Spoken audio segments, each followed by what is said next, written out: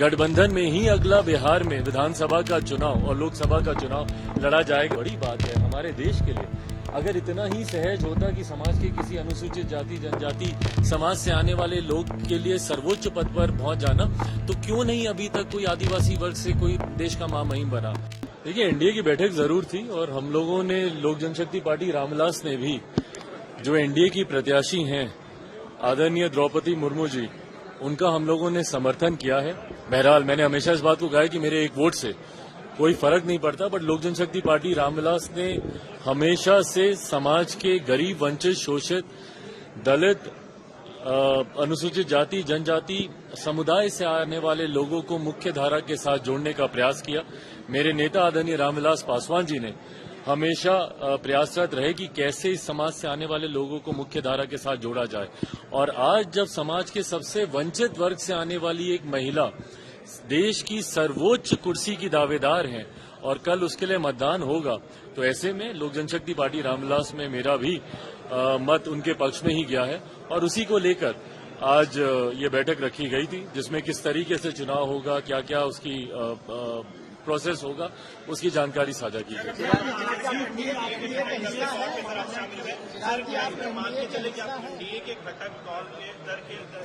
भाई बिल्कुल बिल्कुल, आप ऐसा कुछ भी मान के मत चलिए। जैसा मैंने कहा कि लोक जनशक्ति पार्टी रामविलास पूरी तरीके से अकेले अभी अपने संगठन को, अपने जनाधार को मजबूत करने का काम कर रही है। एक बैठक में आने से ये कतई न मान के चला जाए कि मैं किसी गठबंधन का हिस्सा हूं। मैंने हमेशा इस बात को कहा है कि गठबंधन मैं करूंगा, गठबंधन में ही अगला बिहार में विधानसभा का चुनाव और लोकसभा का चुनाव लड़ा जाएगा, पर वो गठबंधन की सूचना चुनाव के वक्त ही की जाएगी। आज की तारीख में मैं किसी गठबंधन का हिस्सा।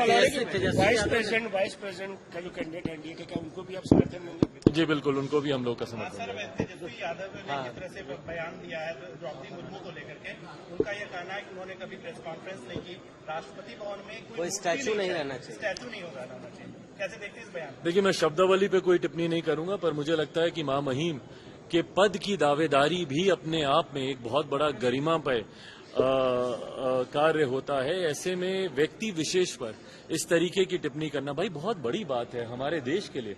अगर इतना ही सहज होता कि समाज के किसी अनुसूचित जाति जनजाति समाज से आने वाले लोग के लिए सर्वोच्च पद पर पहुंच जाना, तो क्यों नहीं अभी तक कोई आदिवासी वर्ग से कोई देश का महामहिम बना।